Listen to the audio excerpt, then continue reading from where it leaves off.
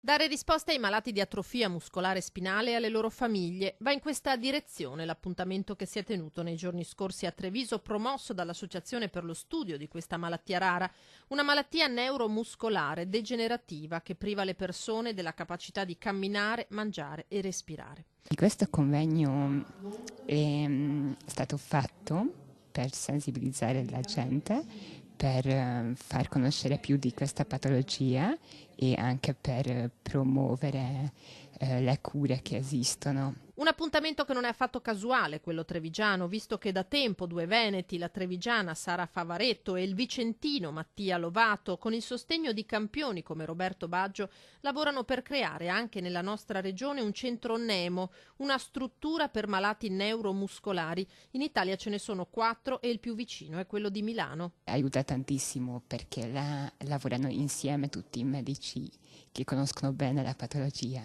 che è una cosa rara, perché può capitare che vai a un neurologo e non sa neanche di che cosa si tratta. Un'iniziativa appoggiata anche dall'Unione Italiana per la lotta alla distrofia muscolare. Creare un centro Nemo anche qui in questa zona che possa appunto tutti i ragazzi con patologie muscolari o neuromuscolari poter appunto avere un riferimento per progredire con la cura e per fare fisioterapia.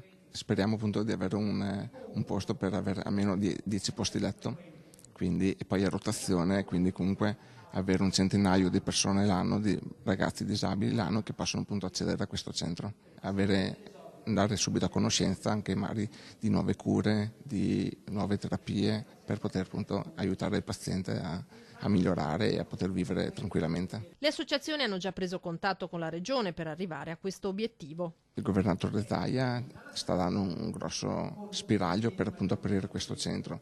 Le tempistiche al momento non le sappiamo e spero il prima possibile.